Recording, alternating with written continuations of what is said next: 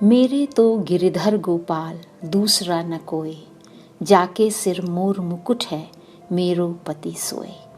और हेरी मैं तो प्रेम दीवानी, मेरा दर्द न जाने कोई। कृष्ण की दीवानी, कृष्ण की अनन्य भक्त मीरा का व्यक्तित्व शब्दों से परे है।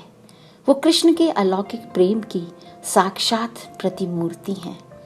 मीरा ने भक्ति को सरल, सुंदर, प्रेम, नृत्य और संगीतमय बना दिया था।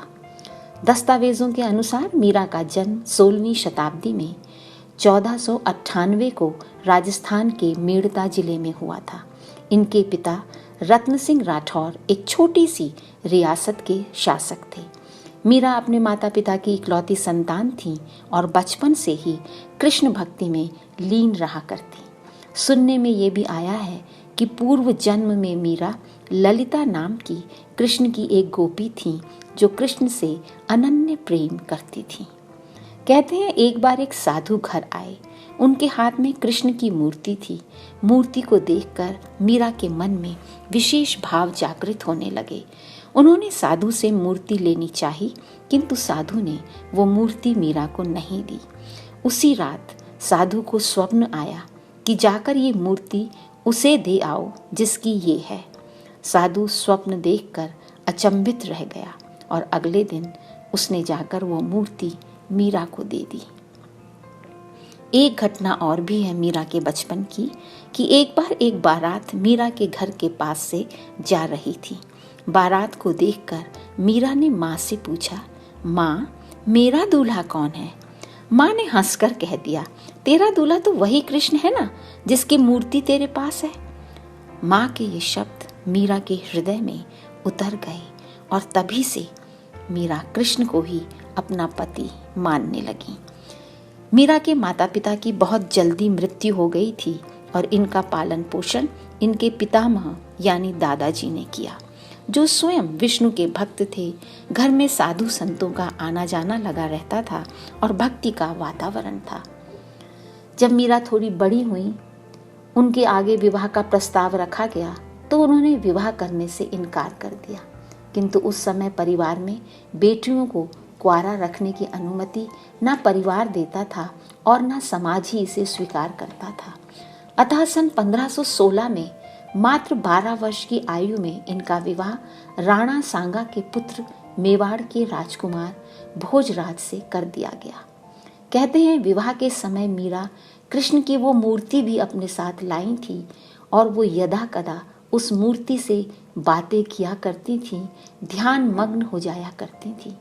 शुरू में तो उनके पति को उनका यह व्यवहार बहुत अटपटा लगा, किंतु जल्द ही उन्हें आभास हो गया कि मीरा कोई साधारण महिला नहीं है, ये तो कृष्णमय हैं, कृष्ण की भक्त हैं।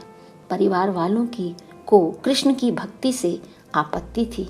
उनके ससुराल में माँ दुर्गा की कुल देवी के रूप में आराधना की जाती थी, किंतु मीरा ने ऐसा करने से इनकार कर दिया।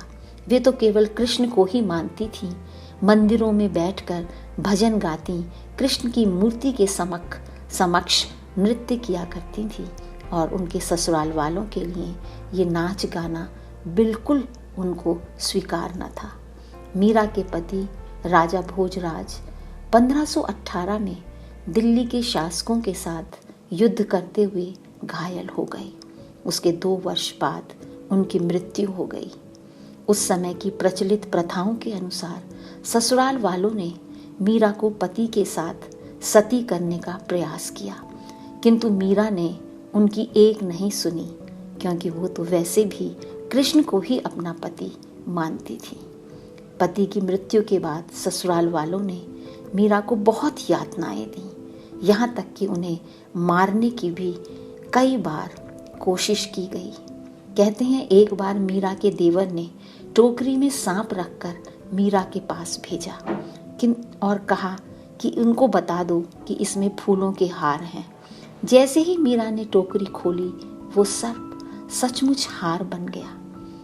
मीरा के लिए राणा ने विष का प्याला भेजा, वो भी मीरा ने पी लिया और मीरा का बाल बांका ना हुआ, मानो वो विष अमृत बन गया हो। मीरा के लिए कांटों की सेज बनाई गई, वो गुलाब के फूलों में बदल गई। भला वो कृष्ण जिन्होंने बिना अस्त्र शस्त्र उठाए पांडवों को महाभारत का युद्ध जिता दिया, उनकी भक्तिन मीरा को कौन मार सकता था? कृष्ण तो कहते हैं कि जब प्रेम अलौकिक मुझसे तो फिर दुविधा कैसी।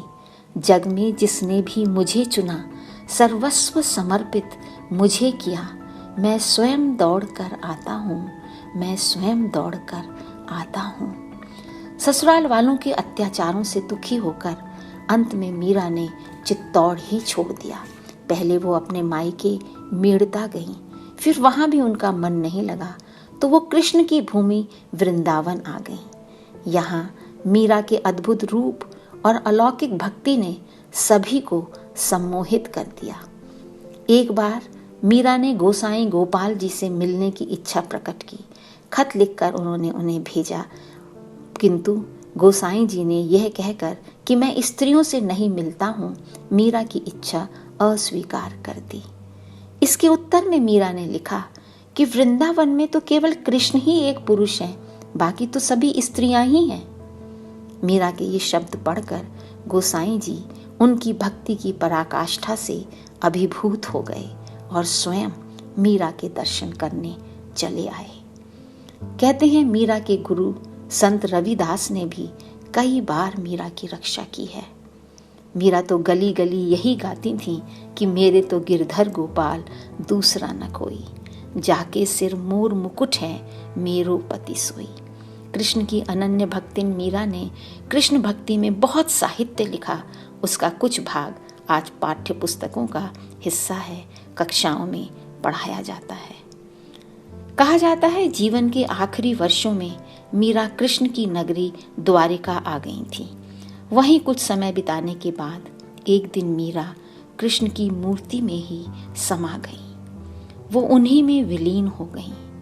कहते हैं जब मंदिर के कपाट खोले गए तो वहाँ न मीरा थी और न उनका पार्थिव शरीर ही था। मीरा वास्तव में कृष्णमयी थी और अंत में कृष्णमयी ही हो गई।